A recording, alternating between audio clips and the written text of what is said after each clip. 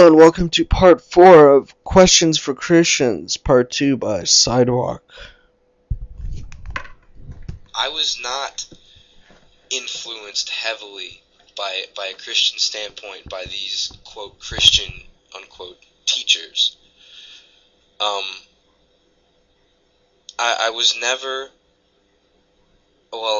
I never had the idea that these teachers were the epitome of Christianity, and I was able to develop my own Christianity, and I read the Bible, didn't accept it. Again, I just can't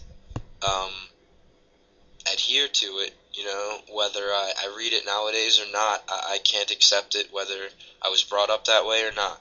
I just cannot accept it. Your dream analogy was actually very thought-provoking, to say that when we dream, that dream is all encompassed by our mind. Our mind is really everywhere. However, when we dream, it is a process of the subconscious. It is the mind that you yourself cannot tap into, trying to speak to you. It has a neurological explanation. Dreams can actually be monitored, and we can tell if somebody is having a dream. However, this life is not a dream. When I pinch myself, it hurts, I've had dreams where I am doing some pretty insane stuff. And while you're right, our mind is all-encompassing in that dream and created that dream. However, we did not create that dream. Our mind created that dream. So to say that God actually did not create us, but his mind or his subconscious created us. Well, that's what we mean. In creation ex nihilo, that it's God who created us from his mind and by his mind and spoke into existence the universe, and through Christ he did this. And this is what the Bible teaches, that the universe came into existence out of the mind of God, that he willed it into being. Now, again, I just used an example, and so I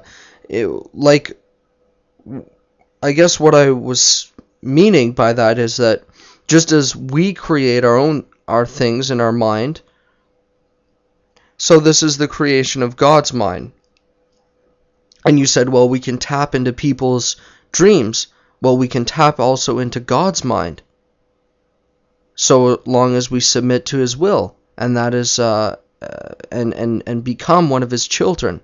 And he is our loving Father, and that is through prayer. And that's through the Bible. We begin to see the mind of God. And I wasn't saying that this world is a dream, of course not, but rather that this world is the byproduct of the mind of God, just as our dreams are the byproduct of our mind, whether consciously or subconsciously we're producing it. I don't think that's what you were trying to say, but it is a thought-provoking idea. Oh, okay, sorry, but oops. However, if we are simply a thought of God's, then how can we possibly be manipulated and controlled and observed by him? The dream analogy is very, very vague. Well, we aren't.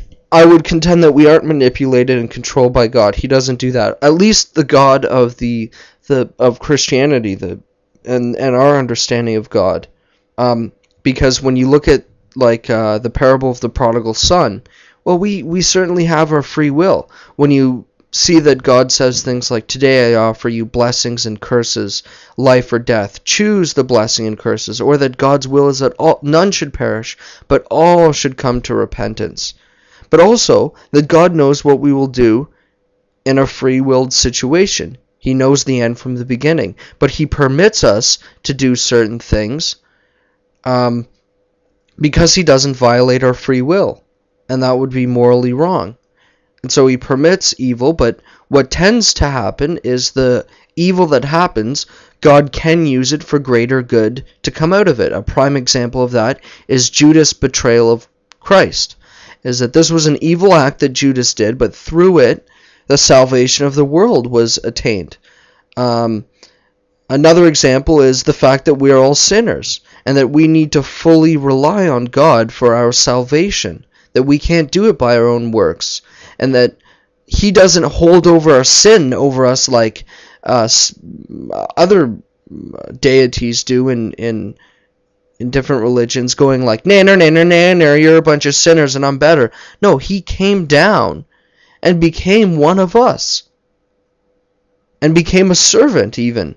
And when we do accept Him, He doesn't hold over our sin like that.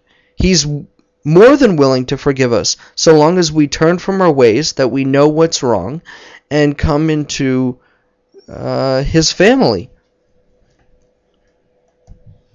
We do not possess the power to just create a dream out of nowhere. I mean, perhaps some people in the middle of a dream can recognize they're dreaming and manipulate it, as you said. However, we can't just start a dream. But apparently God can, because He's God and He can do anything. But someone who can do anything, of course there's going to be no argument against that, because He can do anything. He's God. Well, it was a good analogy, but it's not convincing. Not to me. Well, this is why I would say God is the best explanation for the origin of the universe. God is the best explanation for the design at the initial conditions for the Big Bang. That if helium was off by 1 to the 10 billionth power, that the whole universe would just be helium. If gravity was off by 1 to the 10, I think it's like thousandth power, the universe would have just collapsed inside itself. So even at the initial conditions before the Big Bang, there was all of these what we call cosmological constants, and that all of them are multiplied into each other. There's about 50 of them, until we get to numbers that we can't even fathom. And so I think God is the best explanation for the design, because a design entails that there's a designer. Creation entails that there's a creator. Similarly, I would say that God is the best explanation for objective moral values. On the atheistic worldview, I see, that if morality was just derived from social adaptations, and got better along the way, then that means that if Hitler had won the war and got everybody to go with him in what he believed, this would be the social norm, and this would now be right. But I see that, and on the atheistic worldview, there's nothing really wrong with rape. It might not be socially acceptable, but there's nothing really wrong with it, according to most atheist philosophers. But the problem is, rape really is wrong, and things like self-sacrifice, forgiveness, love, mercy, and kindness really are right, and deep down we all know it. And God would, I would say, be the best explanation for that. And you see how this little 9-minute video turned into 4 videos, all 10 minutes long. And this is why I kind of glossed over my quick answer in that first one. And this is why I said only give me 3 examples. Because actually 3 examples went way over than I wanted to. Because I feel that with 3 questions, you can do about 3 minutes each. And really at least scratch the surface of the questioning.